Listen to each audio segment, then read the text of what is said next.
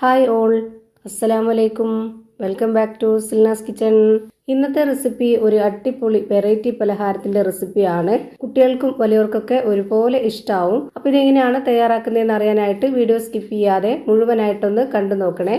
റെസിപ്പിയിലോട്ട് കിടക്കുന്നതിന് മുമ്പായി Silna's kitchen channel ആദ്യമായിട്ട് കാണുന്നവരാണെങ്കിൽ പ്ലീസ് ഒന്ന് സബ്സ്ക്രൈബ് ചെയ്തേക്കണേ. ഒപ്പം തന്നെ ഈ വീഡിയോസ് നിങ്ങൾക്ക് ഇഷ്ടപ്പെടുകയാണെങ്കിൽ ഒരു ലൈക്ക് ചെയ്ത് ഷെയർ ചെയ്ത് സപ്പോർട്ട് ചെയ്യാനും മറക്കരുത്. ഇനി നമുക്കിതെങ്ങനെയാണ് തയ്യാറാക്കുന്നതെന്ന് നോക്കാം. ഇതിനായി 2 ഉരുളക്കിഴങ്ങ് കുക്കറിലിട്ടിട്ട് വേവിച്ചെടുത്തിട്ടുണ്ട്. അതിന്റെ തൊലിയൊക്കെ കളഞ്ഞതിന് ശേഷം ഞാനിപ്പോൾ ഇതുപോലെ മിക്സിയുടെ ജാറിലേക്ക് ഇട്ട് കൊടുക്കുന്നുണ്ട്. ചൂടാറിയതിന് ശേഷമാണ് ഞാൻ ഇതിലേക്ക് ഇട്ട് കൊടുത്തിട്ടുള്ളത്. മുഴുവനായിരുന്നാലും കട്ട് ചെയ്തിട്ടായിരുന്നാലും കുഴപ്പമൊന്നുമില്ല, വെന്തതുകൊണ്ട്. ഇനി ഇത് അരച്ചെടുക്കാൻ വേണ്ടിയിട്ട് ഒരു 1/2 കപ്പ് അളവിൽ വെള്ളം ഒഴിച്ചു കൊടുത്തിട്ടുണ്ട്. എന്നിട്ട് ഇത് നന്നായിട്ടൊന്ന് അരച്ചെടുക്കാം. അരച്ചെടുത്ത മിക്സ് ഞാനിപ്പോൾ ഒരു ബൗളിലേക്ക് ഒഴിച്ചു കൊടുക്കുന്നുണ്ട്. ഒട്ടും തന്നെ കട്ടകളൊന്നും ഇല്ലാതെ നന്നായിട്ട് അരച്ചെടുത്തു. ഇനി ഇതിലേക്ക് ഇട്ട് കൊടുക്കേണ്ടത് റവയാണ്. വറുത്ത റവയാണ് വേണ്ടത്. ഞാനിവിടെ 250 ml കപ്പിന്റെ അളവിൽ 1 കപ്പ് റവ ഇട്ട് കൊടുക്കുന്നുണ്ട്.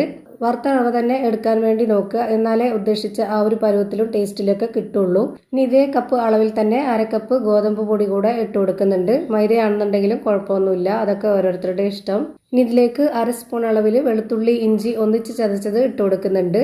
ഇനി അടുത്തതായിട്ട് 1 ടേബിൾ സ്പൂൺ അളവിൽ ഉണക്കമുളക് പൊടിച്ചതും ഇട്ട് കൊടുത്തു. പിന്നെ 1/2 സ്പൂൺ അളവിൽ മുളക് പൊടി ഇട്ട് കൊടുക്കുന്നുണ്ട്. എരിവൊക്കെ ഓരോരുത്തർക്കും എത്രയാണോ വേണ്ടത് അതിനനുസരിച്ച് കൂട്ടിയും കുറച്ചൊക്കെ ഇട്ട് കൊടുക്കാവുന്നതാണ്. ഇനി വേണ്ടത് കായത്തിന്റെ പൊടിയാണ്. ഞാനിവിടെ 1/2 സ്പൂൺ അളവിൽ കായത്തിന്റെ പൊടിയും ഇട്ട് കൊടുത്തു. ആവശ്യത്തിന് ഉപ്പും കൂടെ ഇട്ട് കൊടുക്കുന്നുണ്ട്. ഇനി ഇത് നല്ലപോലെ ഒന്ന് ഇളക്കി കൊടുക്കാം. എന്നിട്ട് നമുക്ക് മനസ്സിലാവും എത്രത്തോളം വെള്ളം ഇനി ഇതിലേക്ക് ചേർക്കണം എന്നുള്ളത്. അപ്പോൾ നമുക്ക് വീണ്ടും ഇതിലേക്ക് ഒരു 1/2 കപ്പ് അളവിൽ വെള്ളം ഒഴിച്ചു കൊടുക്കാം.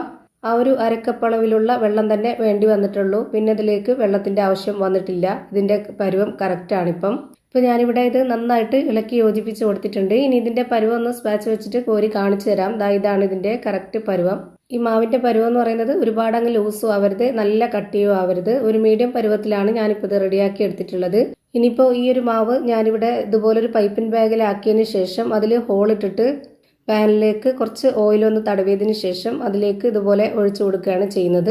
ഇതുപോലെ തന്നെ ചെയ്യണമെന്ന് നിർബന്ധമൊന്നുമില്ല. ഓരോരുത്തർക്കും എങ്ങനെയാണോ ചെയ്യേണ്ടത് അതിനനുസരിച്ച് ചെയ്യാവുന്നതാണ്. ഇതുപോലെ ഈ ഒരു പൈപ്പിൻ ബാഗ് ഇല്ലാന്നുണ്ടെങ്കിൽ മിൽമ കവറിലോ അല്ലാന്നുണ്ടെങ്കിൽ പ്ലാസ്റ്റിക്കിന്റെ ഏതെങ്കിലും കവറിലോ ഒഴിച്ചു കൊടുത്തിട്ട് ഹോളിട്ട് കൊടുത്താൽ മതി. അതുമല്ലാന്നുണ്ടെങ്കിൽ സാധാരണ ഒരു കയ്യിൽ മാവ് കോരി ഒഴിച്ചിട്ട് അങ്ങനെ ചുട്ടെടുത്താലും മതി. പിന്നെ ഒരു ഷേപ്പ് ഉണ്ടാവില്ല എന്ന് മാത്രമേ ഉള്ളൂ. ഞാനിപ്പോൾ ഇത് വീഡിയോയിൽ കാണാനൊരു ഭംഗിക്ക് വേണ്ടിയാണ് ഇങ്ങനെയൊക്കെ ചെയ്തെടുത്തിട്ടുള്ളത്. ഓരോരുത്തർക്കും ഇഷ്ടമുള്ള രീതിയിൽ ചെയ്തെടുക്കാവുന്നതാണ്. ഇപ്പോൾ ഒരു സൈഡ് വെന്ത് കിട്ടി, ഞാനിത് തിരിച്ചിട്ട് കൊടുത്തിട്ടുണ്ട് എല്ലാം. ഇനി ഇതിന്റെ എല്ലാം സൈഡ് ഒന്ന് വെന്ത് കിട്ടാനായിട്ട് ഇതുപോലെ ഒന്ന് കറക്കി കൊടുത്താൽ മതി. അപ്പോൾ അതിന്റെ സൈഡും നന്നായിട്ട് വെന്ത് കിട്ടും. ഈ ഒരു പലഹാരം നല്ല സോഫ്റ്റ് ആയിട്ടുള്ള പഞ്ഞി പോലെ ഒരു അടിപൊളി പലഹാരമാണ്. എന്തായാലും ഒന്ന് ട്രൈ ചെയ്ത് നോക്കണം. നല്ലൊരു വെറൈറ്റി ടേസ്റ്റ് ആണ്. മയോണൈസിന്റെ കൂടെയോ ടൊമാറ്റോ സോസിന്റെ കൂടെയോ അല്ലാന്നുണ്ടെങ്കിൽ ഏതെങ്കിലും തരം ചമ്മന്തിയുടെ കൂടെയൊക്കെ കഴിക്കാൻ പറ്റുന്ന നല്ലൊരു കിടിലൻ ഐറ്റം ആണ്. ഇതൊന്നുമില്ലാന്നുണ്ടെങ്കിലും വെറുതെ കഴിക്കാനും ഭയങ്കര ടേസ്റ്റ് ആണ്. അപ്പൊ ഞാനിവിടെ എല്ലാം ഒരുപോലെ ചെയ്ത് ഇവിടെ ഒരു പാത്രത്തിൽ മാറ്റിയിട്ടുണ്ട്. അപ്പോൾ ഇത്രത്തോളം സോഫ്റ്റ് ആയിട്ടാണ് കിട്ടിയിട്ടുള്ളത് എന്നുള്ളത് ഞാൻ കാണിച്ചു തരാം. ഇതിന്റെ അകം വെന്തോന്ന് അറിയാനായിട്ട് ഇതൊന്ന് പൊട്ടിച്ച് കാണിക്കുന്നുണ്ട്. അപ്പോൾ ഇത്രയേ ഉള്ളൂ ഇന്നത്തെ വീഡിയോ ഇഷ്ടമായാൽ ലൈക്ക് ചെയ്യാനും കമന്റ് ചെയ്യാനും ഷെയർ ചെയ്യാനും മറക്കരുത്. അതുപോലെ തന്നെ ഞാനിടുന്ന പുതിയ വീഡിയോസ് നോട്ടിഫിക്കേഷനായിട്ട് കിട്ടുന്നതിന് വേണ്ടി സബ്സ്ക്രൈബ് ചെയ്ത് ബെല്ലൈക്കൺ അമർത്തി അതിൽ ഓൾ എന്ന ഓപ്ഷൻ എനേബിൾ ചെയ്ത് കൊടുക്കാനും മറക്കരുത്. പുതിയൊരു വീഡിയോയുമായി വീണ്ടും വരും. Thank you for watching.